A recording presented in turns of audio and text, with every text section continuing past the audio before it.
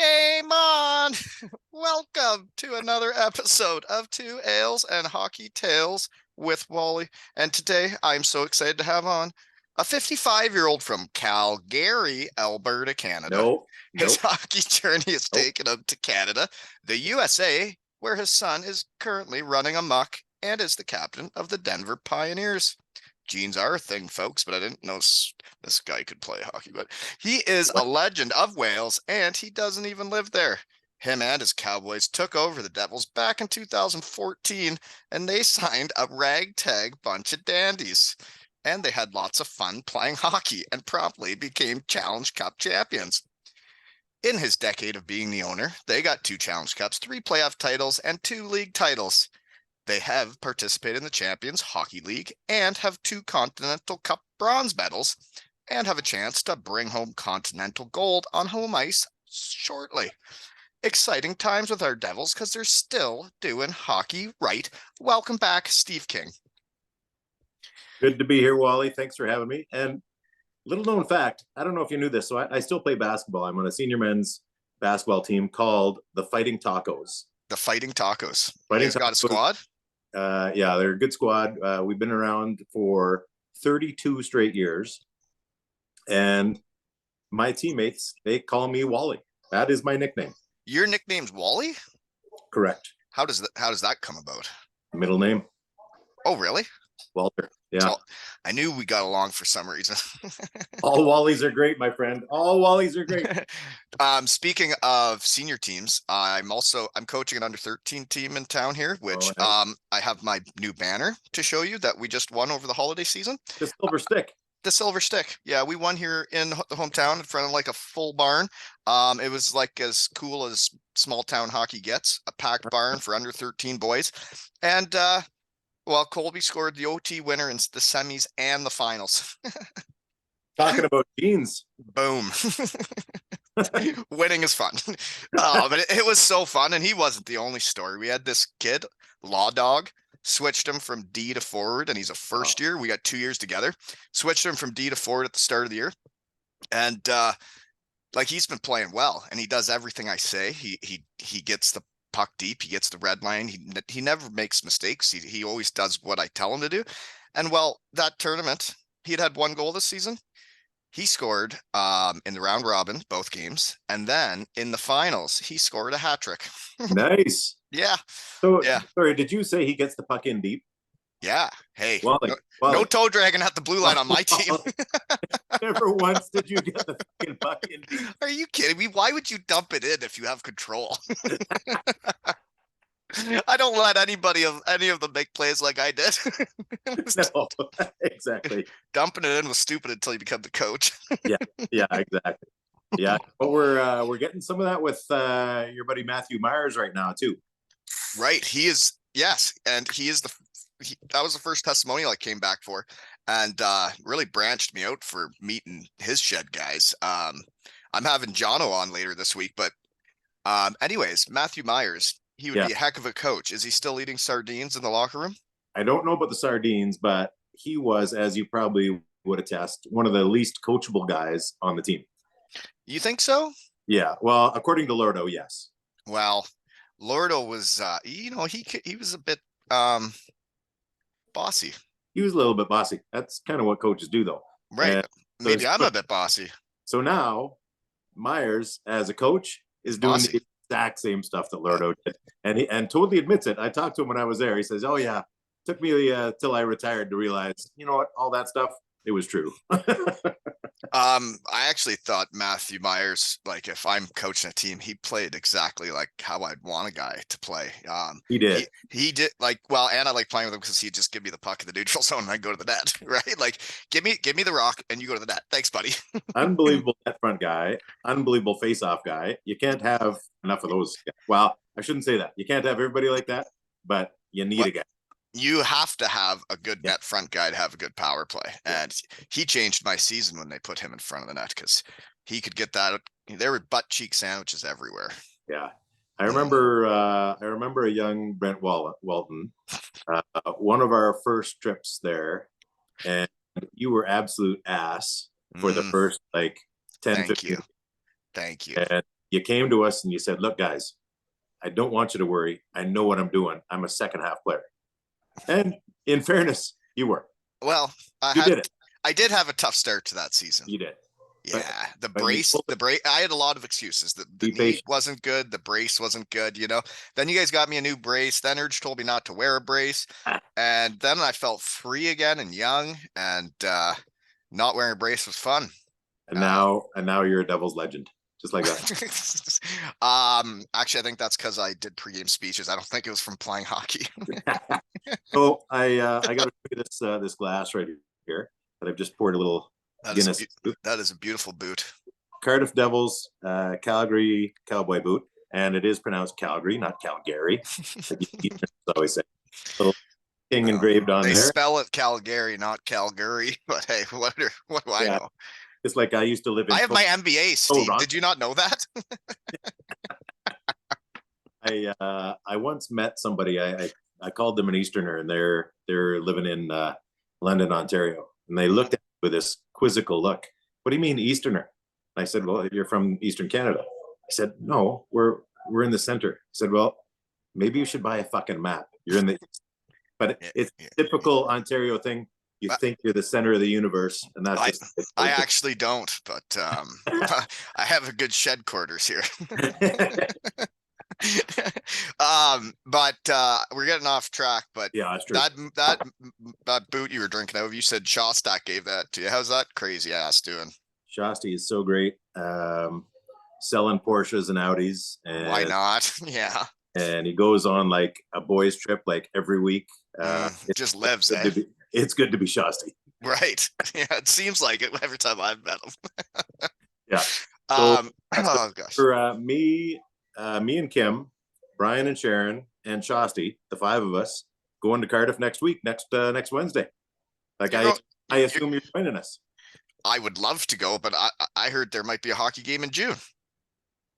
Hockey game in June? Oh, that's true.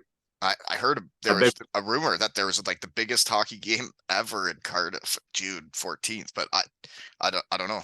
I'm so pissed off. Don't tell me you're not going to be there. Grow up. Shut your mouth when you're talking to me. I had booked a bucket list trip. I've never been to Greece. I booked it 2 years ago. It's that freaking weekend. That's just bad management. That's called first world problems right there. That is first world problems. It is a problem. Well, going though. It would be fun to be invited and see all those guys that have been on the Devils for like the decade and guys I played with and fans that I know and stuff. It would be fun to go. I would bring my best effort. I'd bring my A game on and off the ice. Well, it's not up to me. It's up to Marty who gets it. So don't even talk to me. I agree. I hope he knows I spray painted myself as him in the crowd and got topless, right? You would think that would have left an impact. Like, or the pregame speech before, right? When I was Buck. I don't even want to talk or think about that. Really? Okay. Well, I get into how we know each other, and well, you guys tried to break me again from over there in Calgary. You guys had your decade, whatever, you've been owners for a decade, or you call that anniversary, and you guys put up 10 ornaments of people that have left a mark, and you put my fat ass on that tree. It was 20. It was 20. Good. And I was gonna say I didn't make that short of a list then. That's good. And absolutely you were on the list. So you had your own Christmas ornament with your face on it. With my face on it? Your face. I got hung on my Christmas tree. It's right over here in front of me.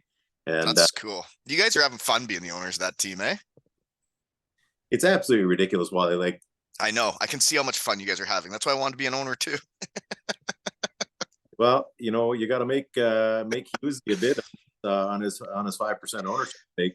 And I feel like that stock has risen over the decade. Oh yeah, I know he's going to make a big pass on that. Son of a bitch. Yeah, maybe not. Yeah, but no, it's been so much fun. It's such a massive part of our lives. Like me and Brian in particular, like we talk about it pretty much 365, like almost every day of the entire year, whether it's July, whether it's February, it doesn't matter. We're talking Devils hockey, and it's made us like super close friends. We were we were really good friends before, but now we're like Oh super yeah. close. We talk Devils every day. Right, you would. It's weird for me because I have my Kincardine Canucks, which is my team, Yeah. under 13 boys, and I won't lie to you, Steve. I'm building a factory of hockey players around here. We got Well, players. listening to your story about, moving the D to forward and getting pucks in deep, like, Coach Pete, like he's in his early 50s, so he's probably got like 10, 15 years left, which seems like perfect timing for you to like round out your coaching game Mm-hmm. and come on Mm-hmm. over as the next coach of the Cardiff Devils. Whoa, wouldn't that be something, eh?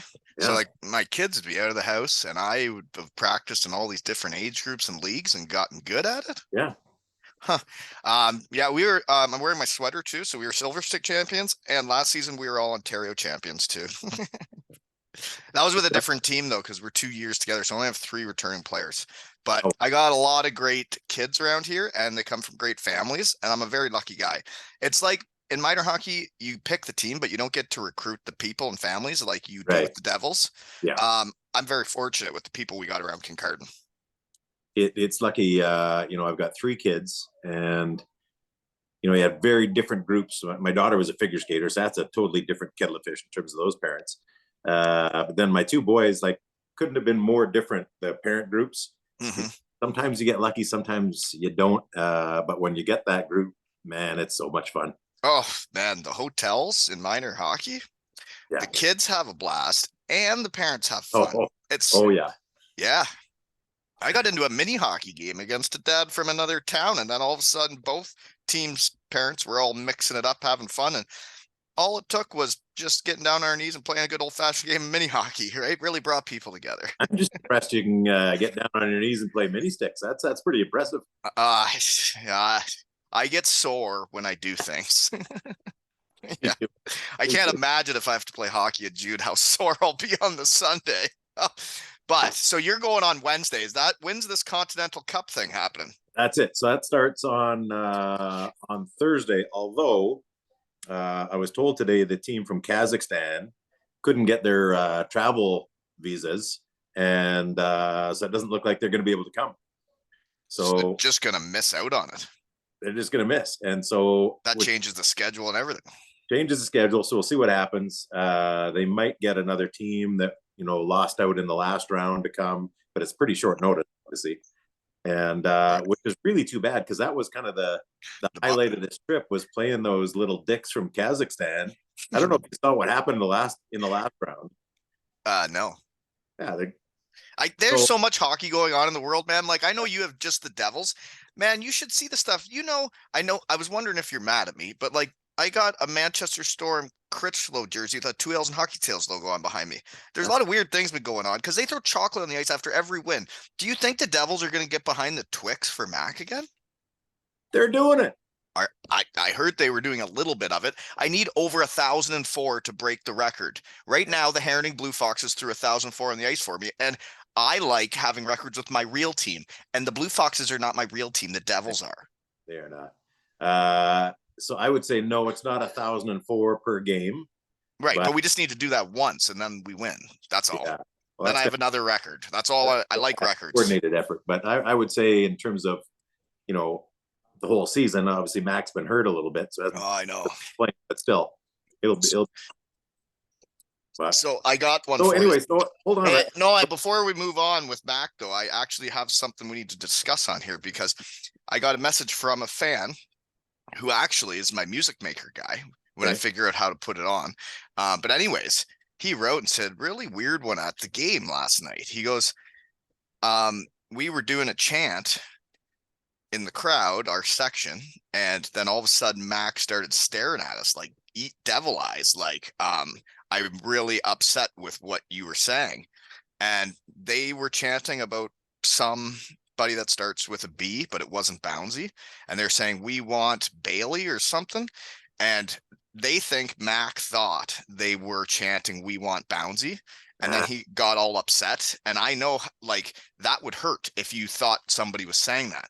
Yeah. But I'm supposed to let Mac know that is not what they were saying. And they were totally on Team Mac. And they are big fans and would never be chanting that because you guys have 2 fantastic goalies that can both play, right? And you know what? Both great guys. And from every they're getting along great. Like they're both beauties. Yeah, I know. They're my Here's friends. here's this about Mac. You know this is that Mac only has had problems with people that didn't care enough about winning, in his view. Yes, I know. I can tell he's a gamer. He is a gamer, and you know what? So is Bouncy. Like Yeah. Oh, yeah. Bouncy wants to win. That's what he does. Yeah, he's a likable, funny guy, but like he's a competitor. That kid. Oh, and I've always said, like, I always tried to have great relationships with my goalies over the years because I think goaltending wins championships. But Bouncy has a knack of, like, you can't really understand him, but he's a goofball and he has fun and he's not too serious. Some goalies can be too serious. Like, Yeah. he's fun and it makes you want to block that shot for him. It makes you want to get in the way of that guy a little bit more for him because he's your goalie and he's a dandy. Yeah. I figured you'd be super nice to goalies because you never back checked, and so you felt bad. And I don't. That's I was a winger. I was doing my job.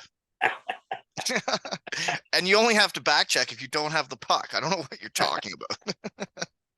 So, but I was telling you about this Kazakh team. I got to finish that story because that's a beauty. Right. So these guys in the previous round, we had already won our first two games. Bouncy and Mac were both hurt. So we called up this Ukrainian kid I've never heard of to play goal in the third game because it didn't matter. We had a bunch of other guys out too. But these Kazakhs were just complete little pricks, cheap shotting us all game long. And anytime they scored on this kid goalie, this beer leaguer that we pulled up, they would do this stupid fucking dance in front of our bench. And so the players would on the ice would do a dance on the ice, and they were like kneeing us, kicking us, spearing us, and the refs wouldn't do anything about it. And so, what's going to happen when you do that to a bunch of good old Canadian boys? Like, well, that's when the fisticuffs start. Yeah, Gorley and Brandt, beat the snot out of a couple of their guys, and then Coach Pete had their coach cornered in the team hotel after the game. He said, like, you idiots, you're gonna have to play us again in our barn with a real goalie and with a game that actually matters. And so I was so much looking forward to this. And now you might not get to play them. And now oh. So yeah, whatever. Yeah, our visas. Oh, they're scared of you.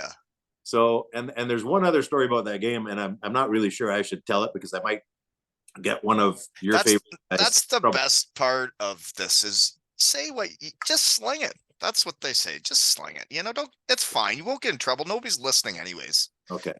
So yeah, with a minute left in the game, your man, Evan Mosey, yeah, goes to our centerman, says, win me the draw. I'm going to buzz the tower. He shot it in their bench. That's hockey, baby. Yeah. Thought I had to go to a double IHF hearing about it a couple of weeks later. But whatever. Just playing the game. It went out of play. What are you going to do? Yeah. So, I was really looking forward to the match, but we're not going to get it now. I saw another funny one that's what I thought, like, the Devils are having fun playing hockey again. Was when Mac it's a great group. When Mac saved one and then skated out of the pile and tried to score, and then it showed Mosey. Somebody sent this to me. Mosey is standing in front of Mac right after, just howling, laughing.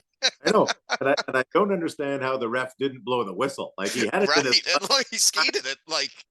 Yeah, he traveled if you were playing basketball. Yeah. No, it's an awesome group of guys. And I'll tell you, like, we've been decimated with injuries this year, but we're still top of the table.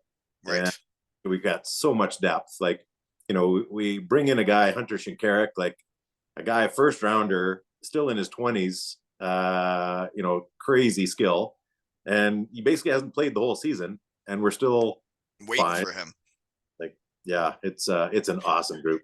It sucks for the player. It sucks for the team when you sign that contract for the year and you're like, okay, and you're new and you're like, I want to show you guys what I can do.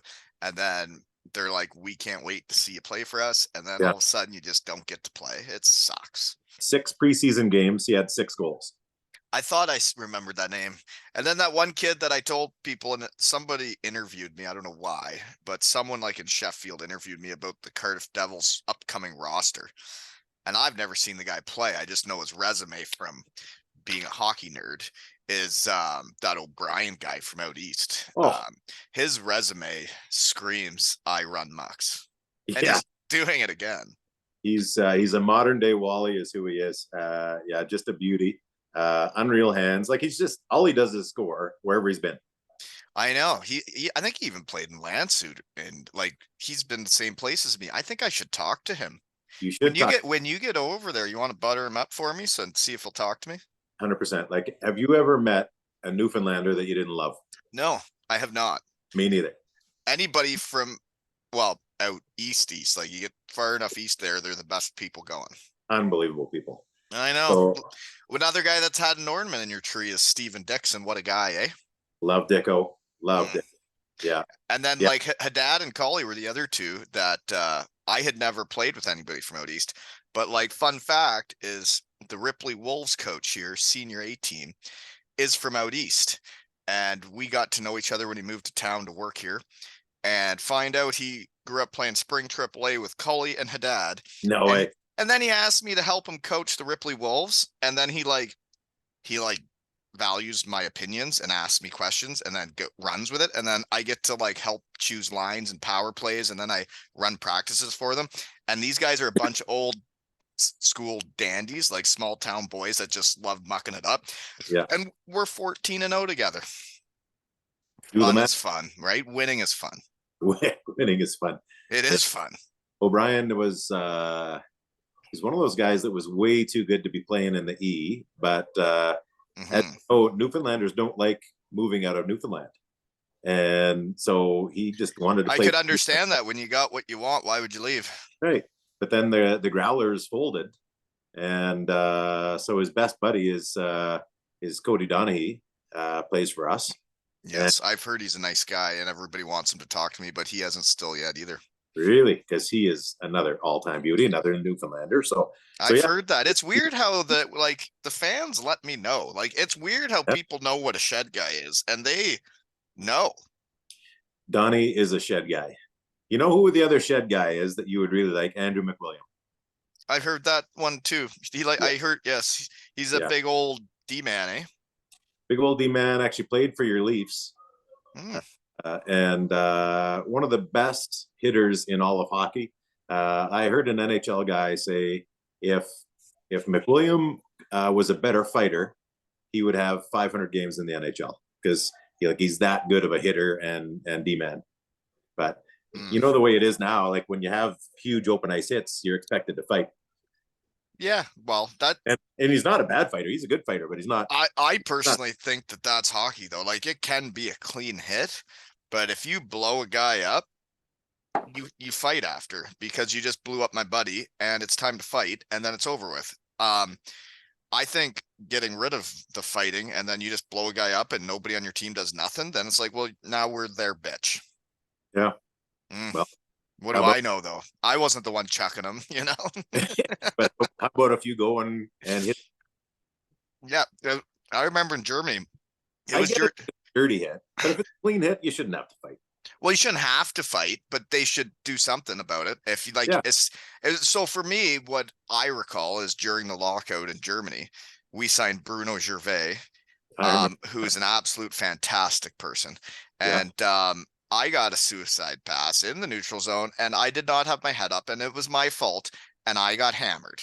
Yeah, but this was a guy that was playing in the NHL and just getting some reps in the second league in Germany. And as soon as I got hammered, he went and fought the guy. And like, I'm like, dude, don't you get hurt. You got to make millions of dollars. What are you doing? But that's why he made him some millions. And it meant the world to me. And I knew what kind of teammate he was. And everybody says the same things about him. Yeah. Yeah. No, Mac is that guy. And, we learned, like we had Tyson Strachan back in the day. Yeah. Sean Morrison, then Brendan Mickelson. Like, you got to have that big, like, sturdy D-man. That D-man that can just calm everything down, just log a bunch of minutes, in Mac's case, put the fear of God in the other forwards. Yeah, I don't like I it is interesting in hockey when there's guys that you have to know when they're on the ice. Yeah. It was like playing Belfast when Adam Keefe was on the ice. I'm like, Yeah. okay, I need to know because Yeah. if he catches me, it's gonna hurt. Yeah, he was one of the best. Like, because a guy that was small enough, kind of like Brandt on our team now, Like compact. yeah, and you don't really notice him. Like, you notice the big huge guy coming. You don't notice the 5'9" guy coming at you. Well, and he just chips it into the corridor, goes full tilt, trying to kill a guy. Like he wasn't dangling at the blue line. Yeah. I would say he was one of the hardest competitors I ever played against. Yeah, I think that's pretty fair. And he would take on anybody. Didn't matter what kind of size. Like, I remember he wanted to fight Bordalo when we had him. Yeah. Jeepers.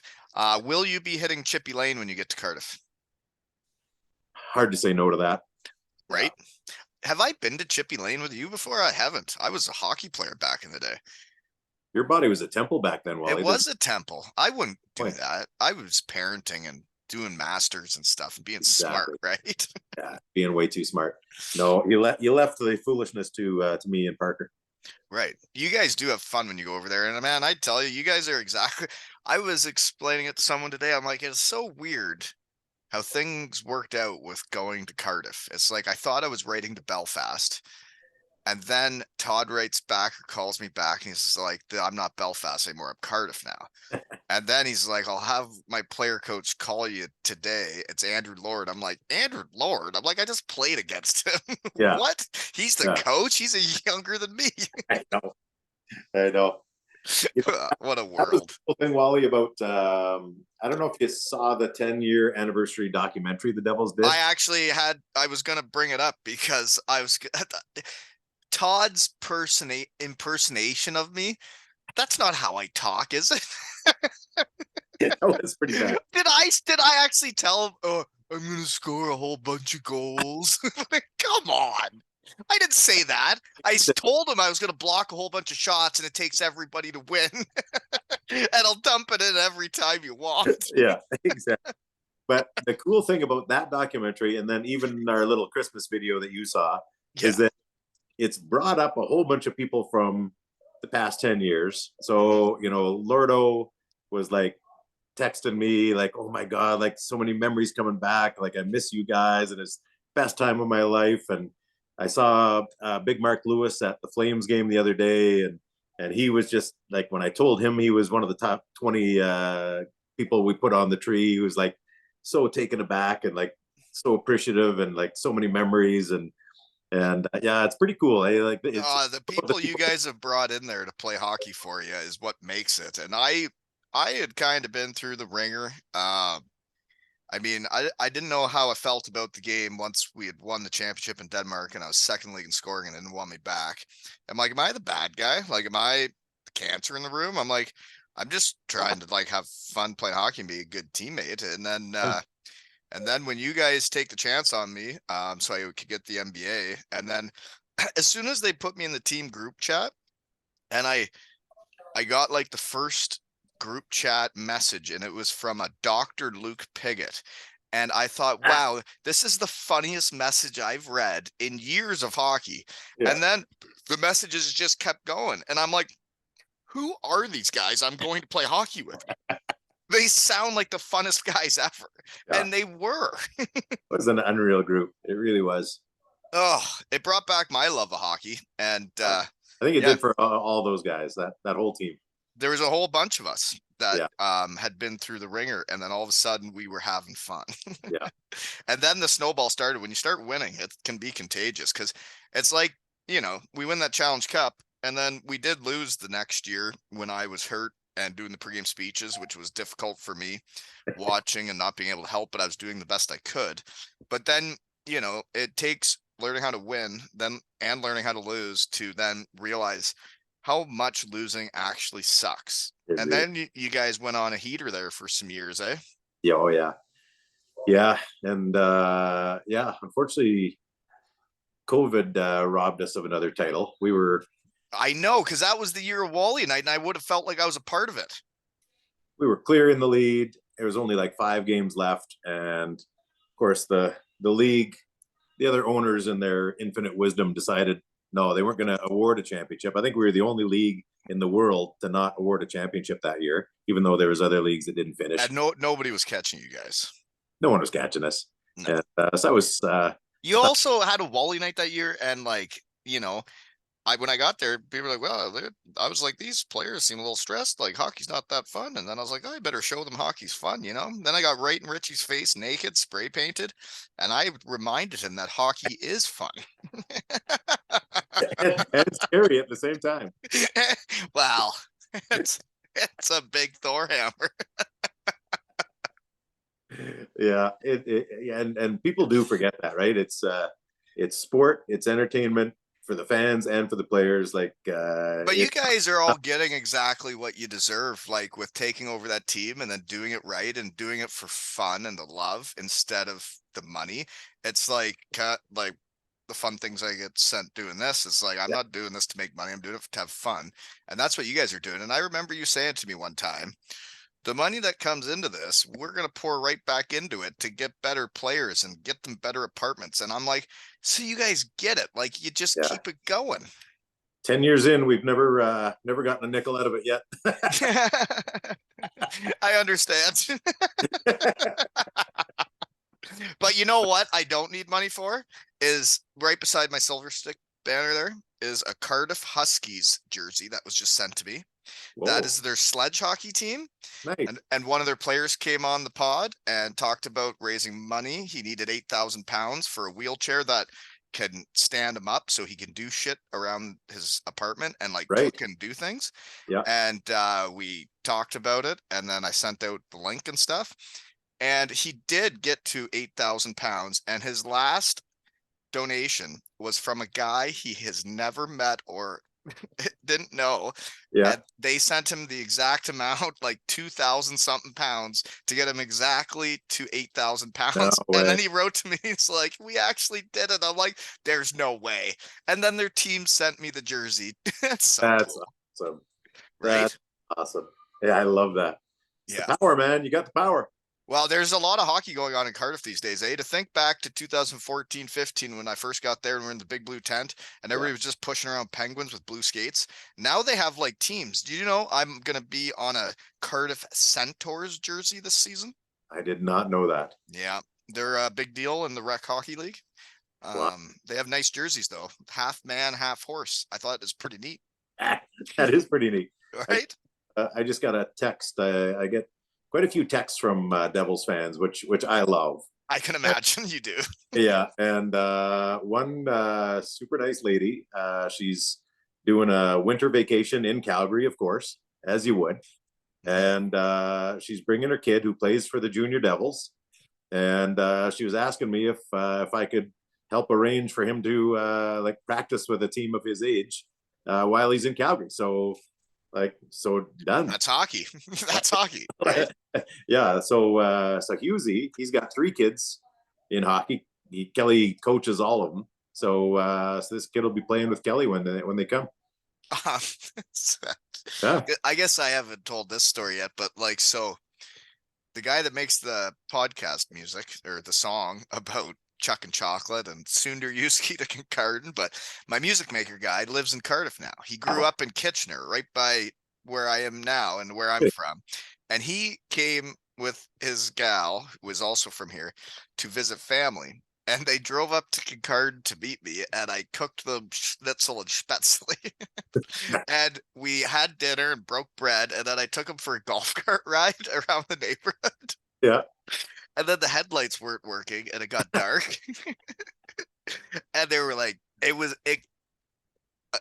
didn't go that good.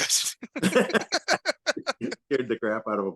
But we had a lot of fun. And that's the same guy I'm talking about that went back. And then Mac thought they were chanting, "We want Bouncy," when they weren't. And now it's like, hey, everybody get along. We're all on the same team, right? Even when I'm over here in Kincardine, I'm driving around your fans. Yeah. Perfect. Oh, okay.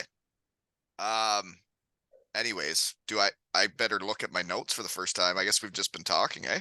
Yeah, and Stuart's going to listen in on the conversation here. He really likes kissing you on the mouth, eh? And you're into that? Well, it's because I've got this growth on my face. He likes the feel of the whiskers. He's getting into it, eh? Yeah. So you're going Wednesday to what? How long are you going to Cardiff for? Wednesday to Monday. Yeah. The tournament ends Sunday? Yeah. Should be a long trip back on Monday if you win Sunday, eh? Well, here's the problem. Like, you know, because Sunday, like you go there and the players can't go drinking with us because they're in a tournament, or any other time we're there, they're playing games. And so then Sunday night doing their jobs. Yeah. So then Sunday night's the only time we have with the players. Right. And they like really want to rip it up. Right. And we're on a morning flight at Heathrow on the Monday, and then I'm back to work Tuesday morning in the office. So this is back to poor management. You need to fly out on the Tuesday. Yeah, we did do that, but this one's a longer trip. Like Wednesday to Monday is a long one for us. I understand. So again, again, I'm just thinking out loud. If I was you, you don't win championships till Sunday anyways. So you just push that whole trip back a day or two. You start on the Thursday or the Friday because, championships are won on Sundays. No, I know, but the first game is on the Thursday, so we have to leave on the Wednesday. Oh, and so then what teams are in this? Who are you guys playing? So supposed to be Kazakhstan. We'll see. It looks like they're chickening out. Team from Poland, team from France. Right.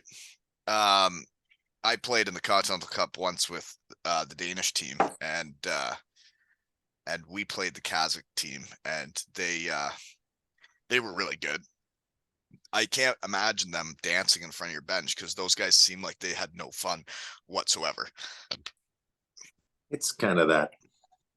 I don't know. I hate to say it. That whole Eastern European hockey culture, like, is different. It's totally different, man. Wally would have not fit in around there. No. Wouldn't have lasted long. Wouldn't have probably got through the training camp because they probably would have made me do too many things and not let me have any fun. And then when we would have gone out to practice, they wouldn't let me have fun. And I would have been like, okay. See ya. And you weren't very good at kicking and spearing people either. Right. Well. Okay. I mean, hey, we can't skip over this topic. What's this? Your son. So, I recall, because I remember everything. I got like an elephant brain.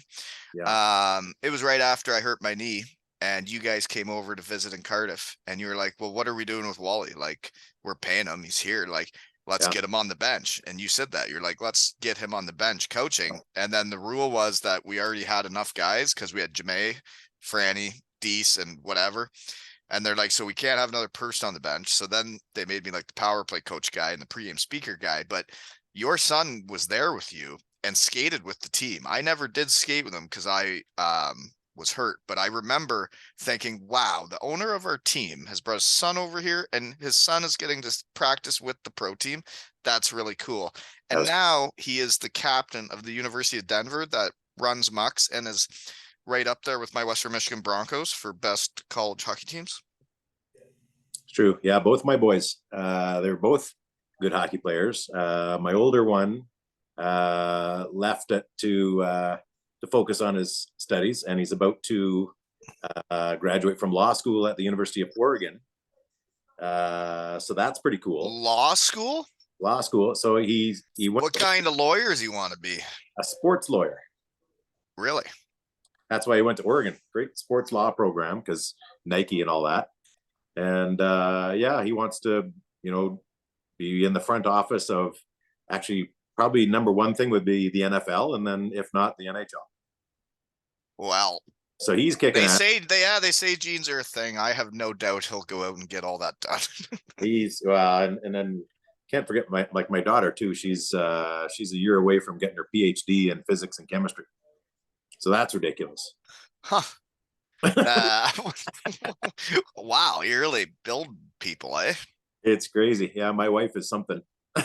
You guys are something, because I mean, I think it's so neat that a decade later I can talk to the owner of the Cardiff Devils, because there are other teams I didn't even know who the owners were. And like when I met you guys were, I felt like my type of people that like It was just everybody getting along and having fun. It's not about the money. It's about treating people right and doing it right. Tell you take yourself too seriously, you're doing something wrong.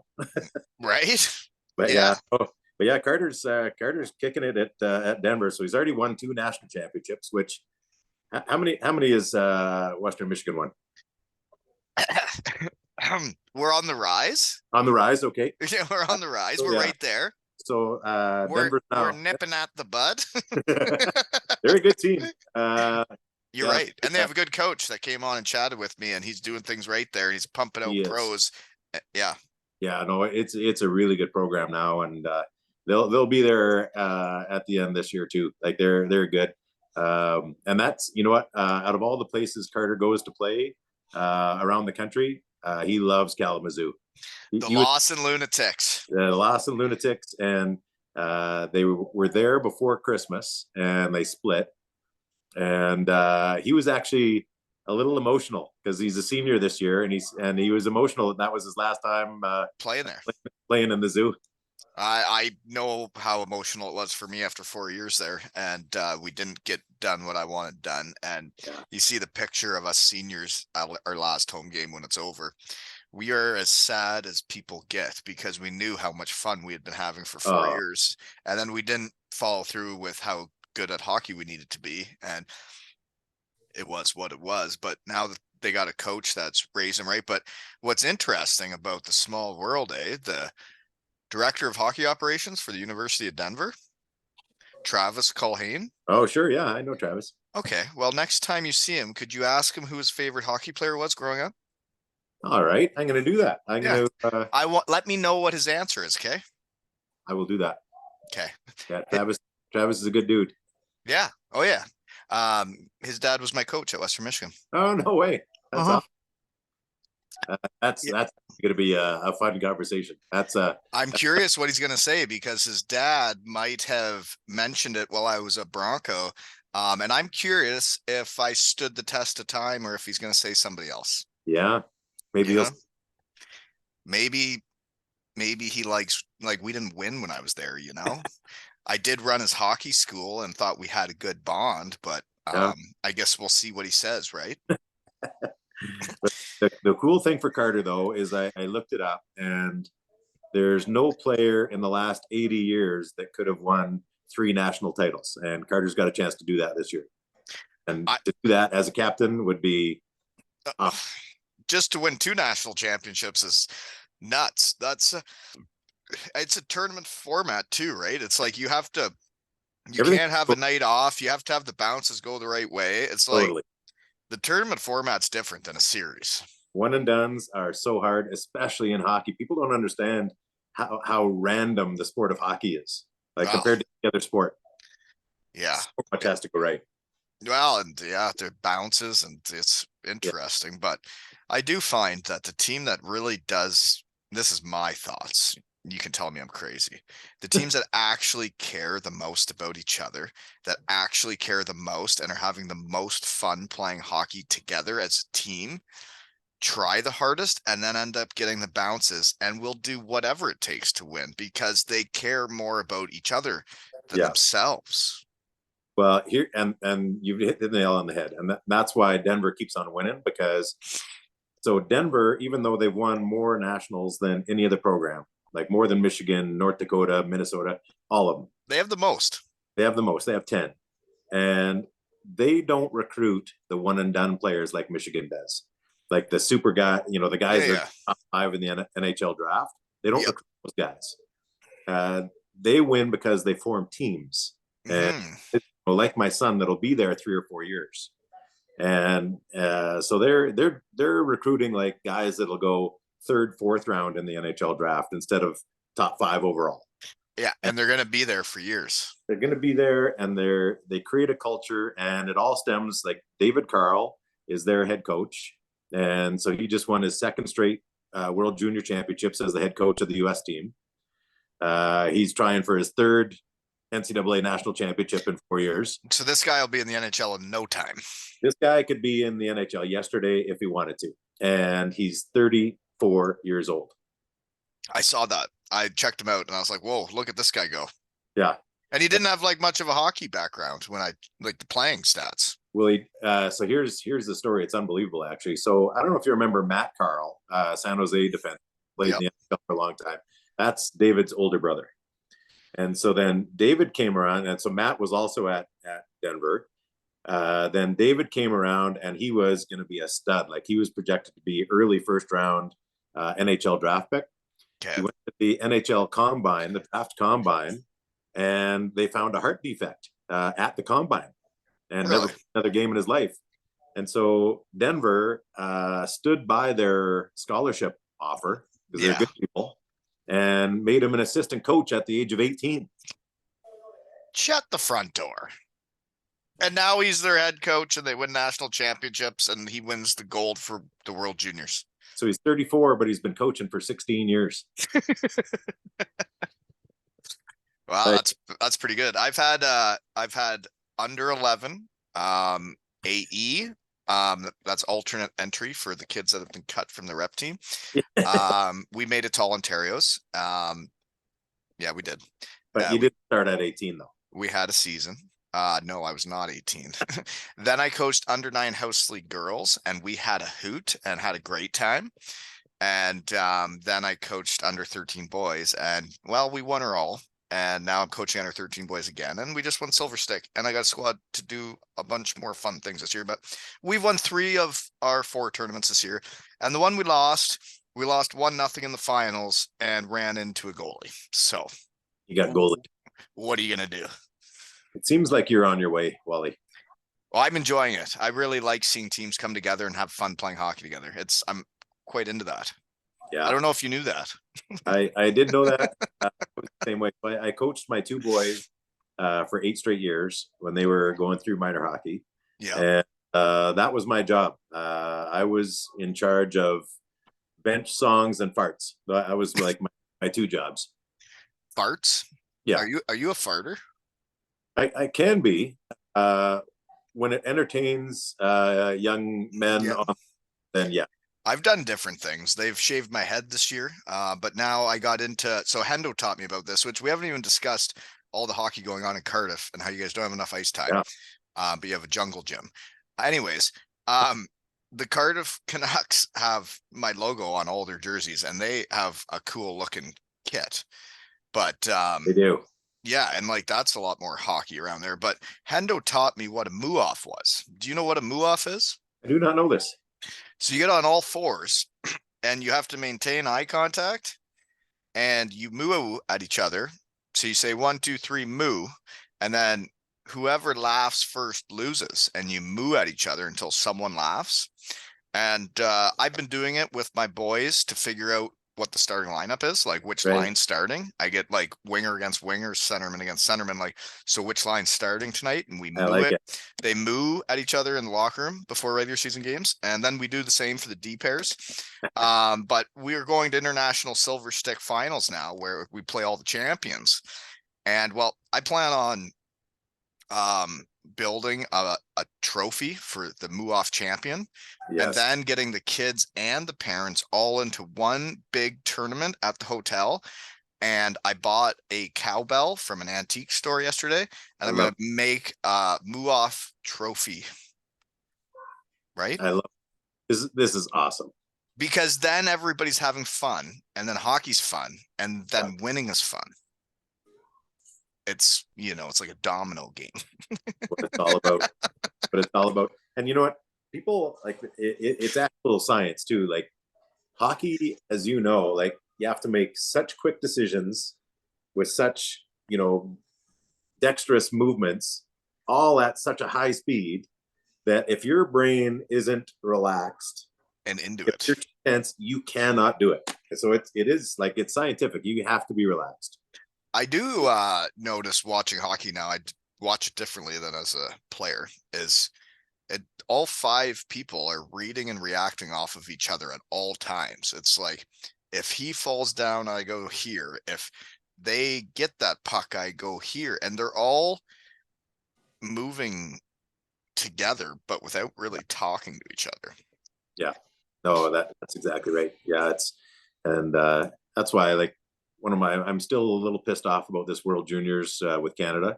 The team didn't practice once. Actually, stop Dave, it. What do you Dave, mean? Dave Cameron, the head coach, said that they were too tired to have a practice. Stop it. What? The only team at the tournament that didn't have a single practice during the tournament. That doesn't make a lot of sense to me. And so you've got these guys that have never played before coming from all across the country. And they're not a team yet. They're not a team yet.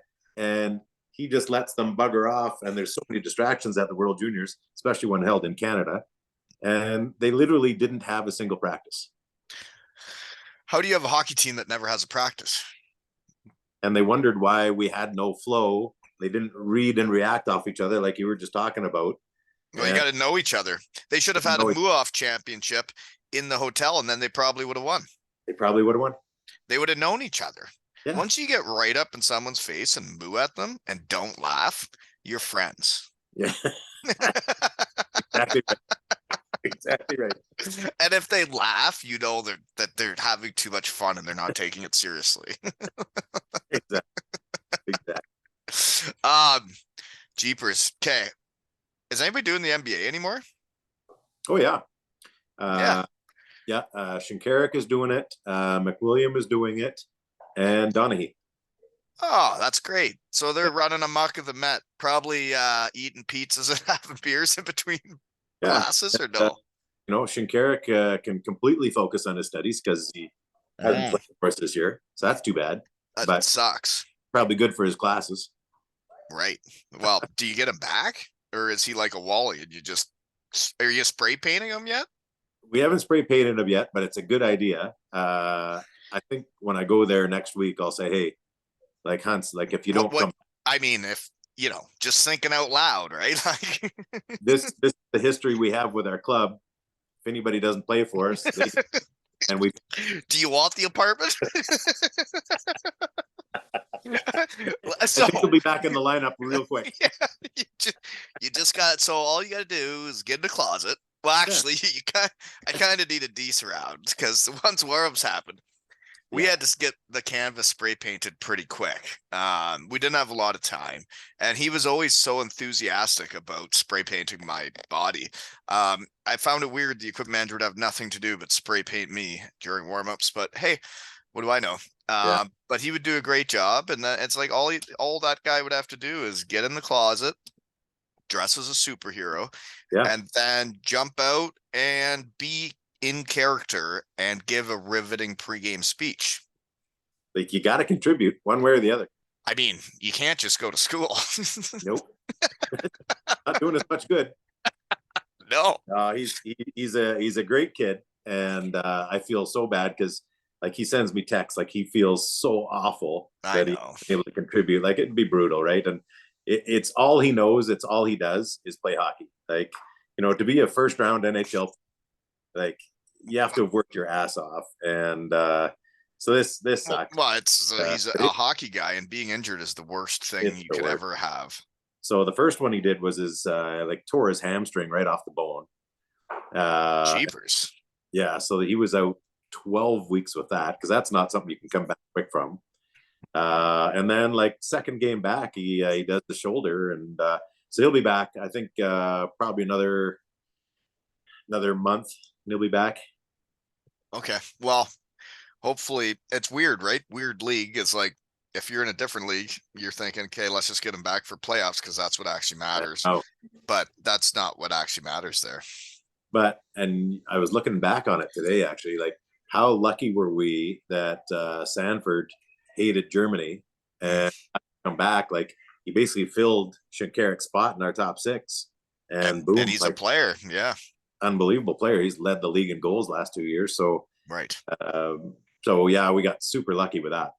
It's I would say it's different, right? Because I was in Germany for 6 years, and there were years I loved. There's years I didn't love.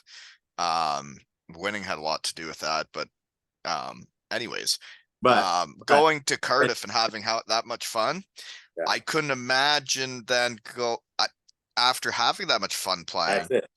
I don't know if I could. Yeah, I if don't. you would have done Cardiff first and then Germany, would have said, "Fuck this!" Like, Right, but money talks. But I think now you guys have more money, so that's good. I don't have more money. I don't know. No, but it goes back into the Devils because you guys because you guys do things and then you don't keep Yeah, it and you give it we, back. So and you know what? then Yeah, more things happen. And Todd is just unbelievable at just generating enough money where we can stay competitive. Like, it's hard. Like, obviously Sheffield, Nottingham, Belfast have a lot more revenue than we do, They but got big arenas with a lot of fans. yeah, but we make it work Mm-hmm. by being better to people. That's By why. being better to people, you make it work. Is that what Yeah, you just said to me? I did. That makes sense. That's what you guys did. That's what you And do. we That's why you guys yeah. I know I sponsored the Manchester Storm last year and you guys whether you knew about that or not, that's fine. It was fun. There was a I didn't logo know that. on Critch's jersey, the captain, and Yeah. they throw chocolate on the ice after every win, and I think it's hilarious. And they had my back with the podcast and would share it and do things, and it was weird, but like I am a devil, and like seeing you got the guys having fun again, and you guys like have Mosey and Mac together, and Bouncy and Batchy's still there, and then Joey Martin's having a testimonial. Richie's probably gonna have another testimonial. It's like I can't believe it's all still the same guys, and it's like I was a loyal guy as a player, and that's what pissed me off so much when teams didn't want me back. And you guys do have the right people there, and you have the right core, and you always have. Yeah, but it hasn't been easy. Like, I think because we treat people well. By the way, I'll back up a little bit. Hunter Shinkarik, he's played a bunch of seasons in the NHL, then the KHL, whatnot. He sends me a text after his first month. He says, "Steve, without a doubt, the best I've ever been treated in any organization, including the NHL I've ever been in." He said, if the Calgary Flames treated people like you do, they'd get every free agent. Doesn't even matter. And so that was kind of cool. But That is cool. there's a downside to it too. And our man Hendo is a great example of that, because every year everybody wants to stay. Yeah. And then as a team, you want to win, and so you keep on. You need some turnover. Oh yeah, and then when you get these big fish that want to come, it's like, well, Yeah, and so then you have to get rid of someone you like because you and got you to get get and better. they get really pissed off, and Hendo got Mm, really pissed off. He in fairness, he thought that Lordo had told him that he was going to be back for sure, yeah, and that certainly wasn't what Lordo was thinking. And so right. there was a crossing of the wires there between those two. And Oh, do you know that Hendo's like my best friend, and I know that, I know all this stuff. and I like Hendo. I had told Hendo, I said, if he keeps saying he needs to wait and he needs to wait and he needs to wait, I said, you need to protect yourself and you need to go out and get something before, because if he needs to wait, that means this isn't a thing yet. So go out and get your own and then make him shit or get off the pot. And then it didn't go that way. And then they fought. And I thought it was funny watching it from over here. It was something else. And the funny thing about that too is that was the year we brought in Patrick Wardlow. And Yeah. so Hendo is making all these comments about going to kill Lurdo. And Lurdo, as you know, is a pretty tough guy himself, but Yeah. Wardlow, he loved to act tough. And so he said to Lurdo, don't you even worry about it. I'm going to take care of this guy. And but every time the lights turned on, Bordello was nowhere to be found. No, I actually heard about that too. It's like when Hendo made it like no option, they were going. Bordello was like on the ice and did nothing.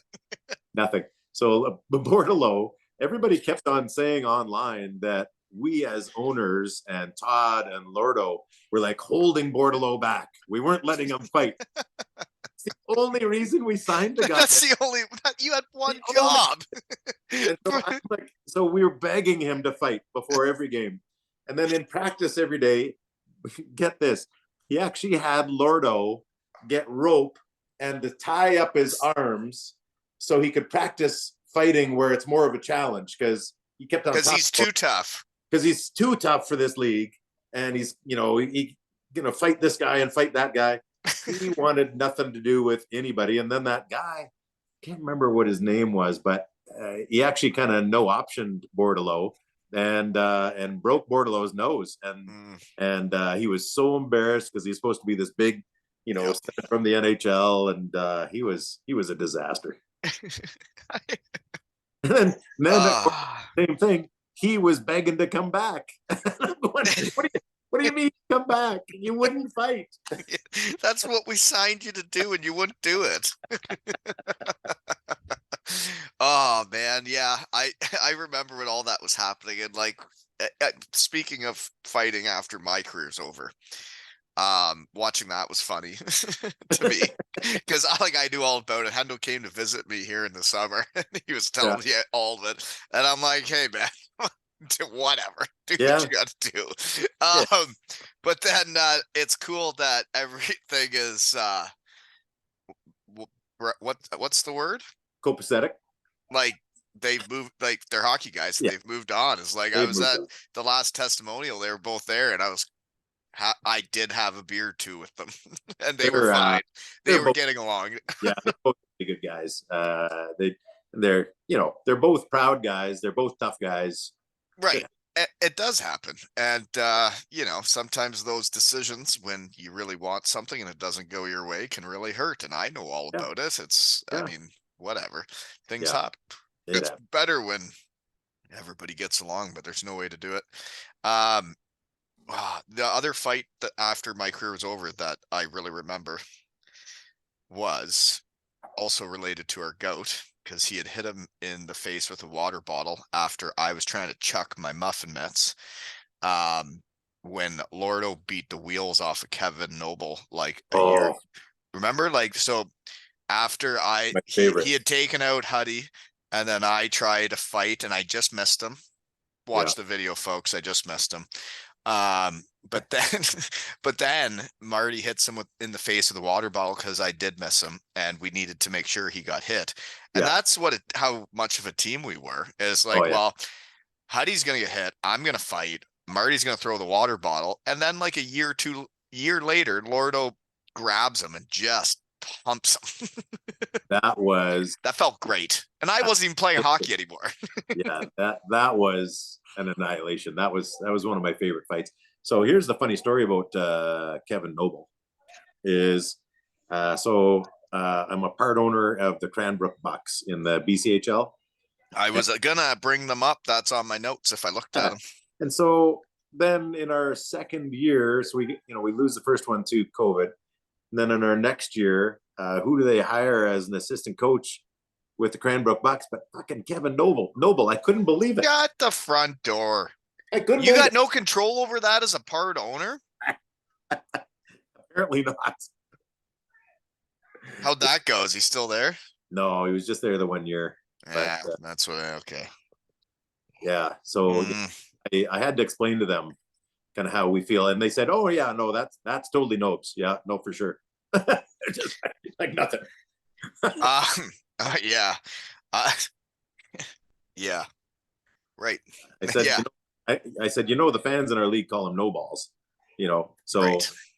You do something like that, and then I remember like after that went down, and I fought him because I was first one there, and that's what you do. But then every game after that, Lee Salters would ask him, Lordo would ask him, Batch would ask him, and it's like, you're not going to pay the piper for what you did. You're just going to fight me. And it's like, that's not enough. I was just doing what I had to do. Yeah, exactly. But it's like, I would love to see sexy Lee Salters just beat the snot out of him, There's a name, I shake my head every time I hear Lee Salters' name, because we got him 1 year too late. Like his body just kind of gave out on him. Well, yeah, he played with a broken toe, which can hurt. And I remember he couldn't practice because it was broken, and then they'd freeze it for games. But man, I remember it was weird that season because we were supposed to be on the same line.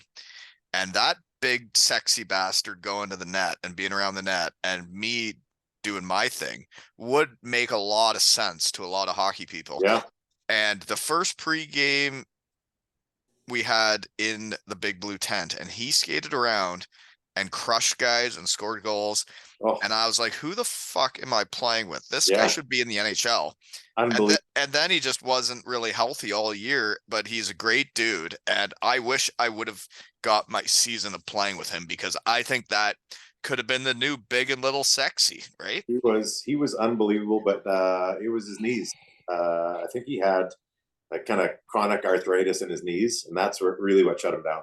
Oh, it sucks. But yeah, no, he's doing good. I'm still in contact with him, and he's a great dude. Is he still with his girlfriend that does the nails in London? No. No. Yeah, he had. He's a firefighter out west now. He's out your way. Really? Vancouver. Because his girlfriend in London, Ontario, was like did fingernails. Like was it a Yeah, glue them on or whatever you do. esthetician or whatever they're called? Because I've got my wife's brother lives in London, and She got her nails did. and so my sister-in-law would go and get her nails done, and then one day they were talking, and she was saying, "Yeah, my boyfriend is playing hockey in Cardiff." She goes, "What?" Isn't it a small world when you get talking around? It's ridiculous. Yeah, yeah. The cool thing, so my son Carter at Denver, we now have two of his former teammates playing for the Devils, Ryan Barrow and Cohen Olszewski. So And Ryan Barrow came on the pod, and then we got the chocolate start in Manchester, and he's a great dude. he's a great dude. Banff, Alberta. Yeah, yeah, he is. And I really liked him, and I haven't reached out to him again yet either. Man, there's a lot of people you could talk to if you really think about it. Yeah, you know that Olszewski's a beauty too. If you want to talk to him. Holy moly. Like I coach 3 hockey teams and have a job. But I guess if you're going to do things, you got to get up and do them, right? You make the call, man. It's not my. Hey, this is what I like doing this. It's fun. And then I learn about hockey. Do you have, you're just an owner guy. You're just the money guy. Do you have a favorite drill in practice? Man, you know what? I do this with everybody just to try and get new drills for my practices. Yeah, and so this one was really good when the kids were young, but we used to like running the W drill, where you had kids lining up in each corner. You had a pylon at the top of the face-off circle on each face-off circle, and they had to skate forwards around it, and then backwards, back to the goal line, and then forwards. And there was just one puck in the middle, close to the blue line. You're calling racing for the puck the W? Because it's made the shape of. So you only did W's? You didn't switch it up at all? So but this is one. There's more things out there than the W if you want to race for a puck. Okay, but so if you would have asked me for 10 drills that I liked, I would have given you 10 drills. You asked me for one fucking drill, then I give you one drill, and you say that's all. That's only one drill. No, I agree with you though. Racing for the puck is fun, but it can't be called the W because you're not going to do a W every time. There's other shapes and patterns you can do. You are correct. There's other drills that you can't do. This particular one is called the fucking W. Okay. But you're right that when you get them competing and it's a race, they try way harder. They try way harder, and it works on their pivots and their turns and their acceleration, and then the puck battle. And that because then when they get to that puck, and then the battle's on, and they got to go in and try and score. It's all the things you want out of a player. There you go. I understand. Fun fact is my captain, who I've coached now for 3 years. Well, people keep asking me where this kid came from and like, how is he so good? And after we won Silver Stick, the AAA team invited him for 3 games and 3 nights. And they invited him to 1 game. Then he played, and then they invited him to the next game. There you go. They played, and then they invited him to the next game. And I'm like, yeah, I know exactly what I have here. Yeah. And I am happy he got that experience because now my son's got to do it. He's got to do it. They both got to go up with the big boys and show they can do it. Yeah. And then they get to come back and play for me. And have more fun. Right. And know they can do it, but we got things to do this year. Yeah. Yeah, it's all about the fun, though. I was a little worried about that because my youngest Carter with Denver, he's a really serious dude. He's like Lordo, and Oh, I was a really? little worried when he became captain. Like, is he gonna Get go too serious. down that rabbit hole? And it's actually been the exact opposite. He's being himself. No, he knows that people perform better when they're loose, and so he views it as his job as a captain to keep people loose, and it actually makes him loose. So Right. it's actually been really good for him.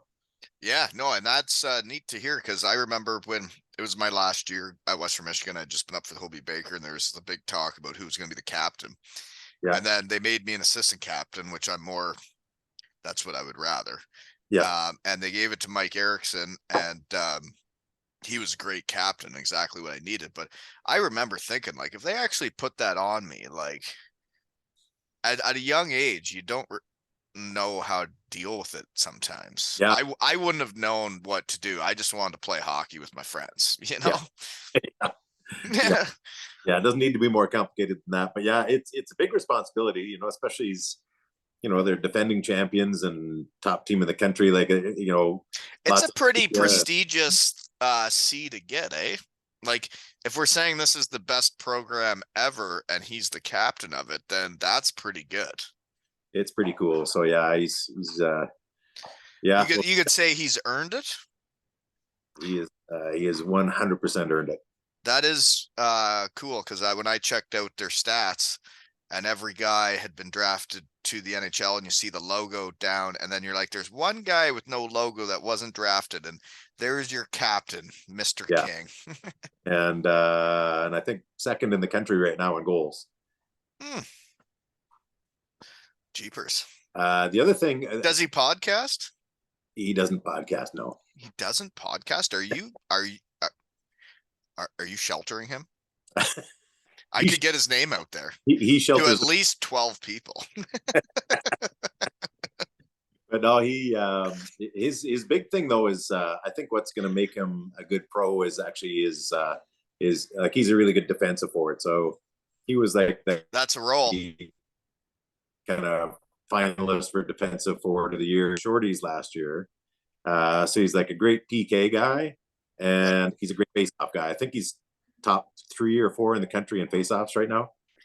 And So, yeah, and that's a role in pro hockey is playing defensive and penalty killing and winning faceoffs. And that was one thing I didn't get when I was in college. It's like, so if I score more than everybody, I get to make it. And it's like, then you do it. And they're like, well, no, you actually can't play defense. And then you get to the HL and they're like, well, if you don't make the top 2 lines, like we have no use for you on the 3rd or 4th line because you're too little. And it's like, yeah, so then I don't get to play. And then it's like, but if you can do those things, the intangibles, then you get to play still. he's an intangibles guy. Like he's not going to be a top 6 guy as a pro, even though he's putting up good numbers. He's going to be your. Do you think he's going to be a Cardiff Devil someday? No. Actually, if you know any of my kids, they are so independent. Like whatever I'm involved in, they would want to go in a different direction. Mm-hmm. I understand that. Yeah. Yep. Yeah. You got to blaze your own trail. Is that the word? Yeah, exactly right. But don't get me wrong, he loves the Cardiff Devils. Yeah, it makes sense. He should. Yeah. He should. And yeah, there's a reason that 2 of his former teammates are on the Devils, so it's because of him. Right, and he can tell you who's who, and knowing people's a thing in the hockey world. It's a huge thing. It's it's a small community, but if you don't know anybody, you ain't getting anybody. But then when you meet the right people, and it's weird for me, like the people I've talked to, it's like, well, those are the people that I wanted to talk to. Yeah. You know, like that. Olszewski was Carter's first captain at Denver when he went there, and he came straight from the DEL. right? So he was playing in the Dell last year, and then had contract offers for almost double what we're paying him from other countries, and he knew about the Devils. Isn't that something? Yeah. So I wasn't kidding when I say like you can compete if you treat people well. Like it actually is dollars and cents. Like you can get people for cheaper if they know they're going to get treated better. Well, it's a real thing. It's Yeah. a real thing. And then once you get them, it's hard for them to leave because they know it's fun. And then when you're having fun, it's fun. So then Yeah. how would you stop having fun to go be stressed out? Yeah, it was so cool getting Sanford back, because not only great to get him back, but it showed a lot of people in hockey that He wanted to be there. you want to go. Like, this guy got more money from the Dell too, still didn't care. He wanted to be back in Cardiff. Yeah, well, like I never saw Chippy Lane once in Germany. All about Chippy Lane, baby. No, but like seriously, that's why I wanted to have you on. Thank you for putting up the ornament. But like, I appreciated how you treated people. And then when you guys came over and I met you guys, I'm like, wow, these are like actually like my type of people in the world. And I'm like, these are my owners. And I'm like, what the hell's going on? Because other teams I wouldn't even know them. And then for me, I was proud of going there the first year and you guys are new owners and we win and then we're in the big blue tent and then you see what you guys have done and all my friends have done over there. It makes me proud that I know them and have been a part of it. And then, I get to play on NHL, whatever, with my son as whoever on the Cardiff Devils. And I'm like, this is nuts. I'm like, we were in the big blue tent and now we're in the NHL 2024 game or whatever it is. And it's like, Yeah, how the hell did this all go on? I know. Okay, but do you remember my very first speech to the team as an owner? I think I know where it was. Well, it was in the big blue tent in the locker room.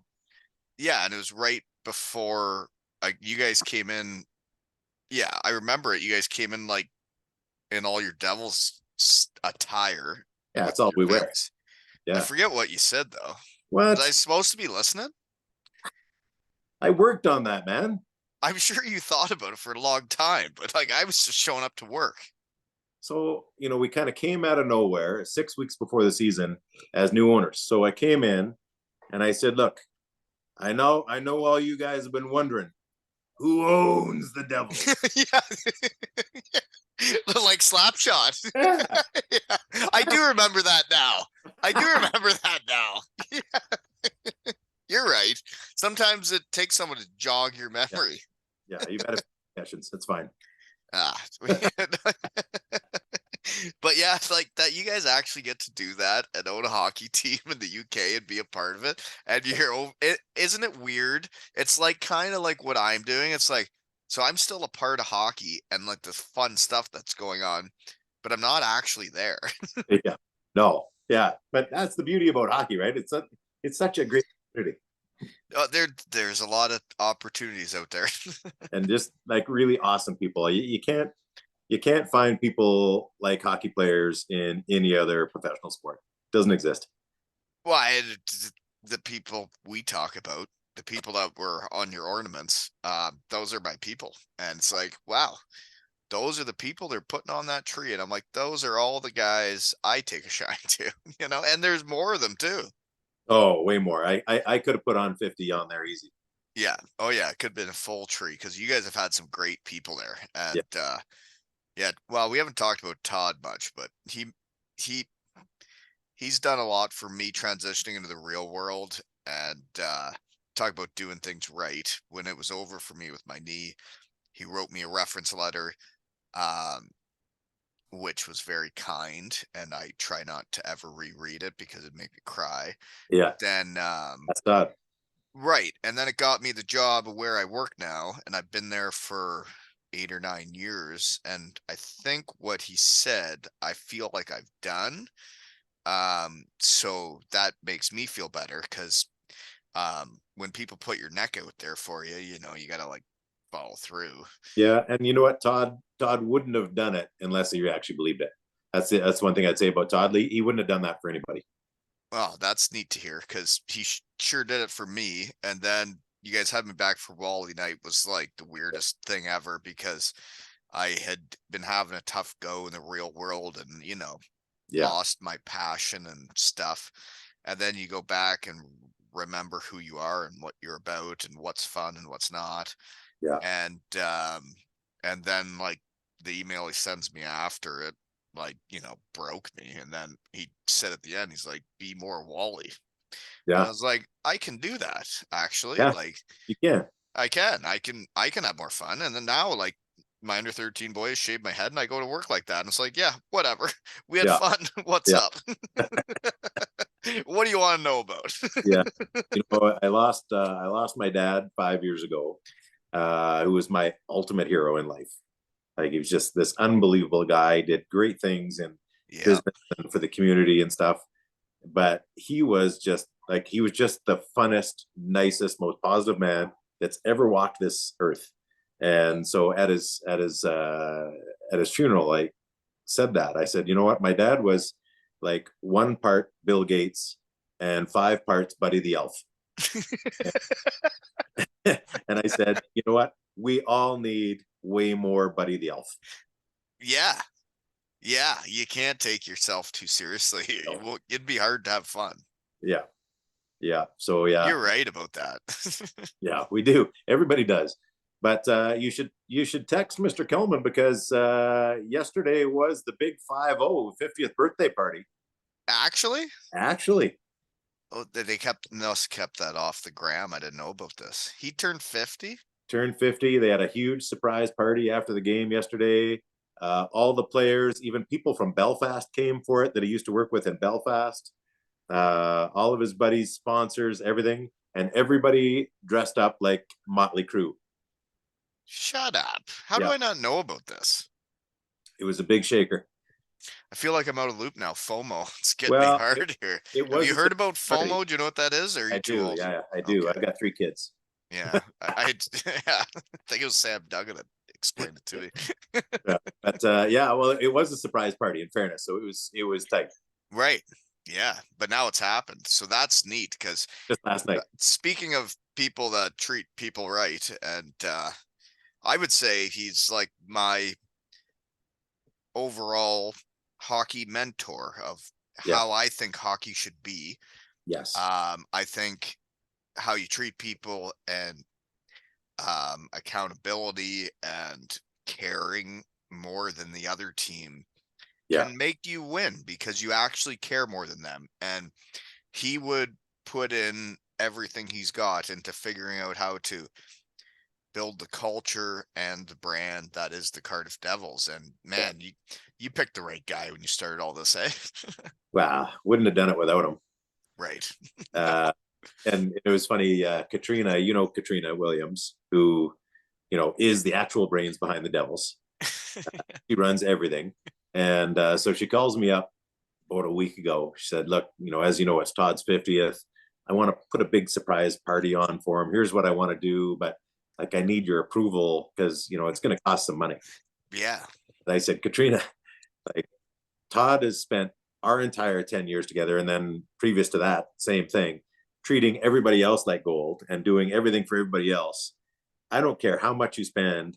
You have the best party you can possibly throw for that man, and they did. That's awesome. Yeah. That sounds really fun. Yeah. So yeah, I was disappointed. I missed it too. Missed it by 10 days. I'm going next Wednesday. Well, you can't control everything. You can't be there for everything. No. It's for me, it's weird. When you're done the game and then resent it a bit because of where it put you in life and the bank account and Yeah. having to adjust to the real world and you did the best you could. Yeah. But I think I've been invited back, well, to Germany 3 times and then to Cardiff 5 times. So that's all I need to know. I don't actually need the money. I know what my teammates thought of me. And it's a weird game that way. And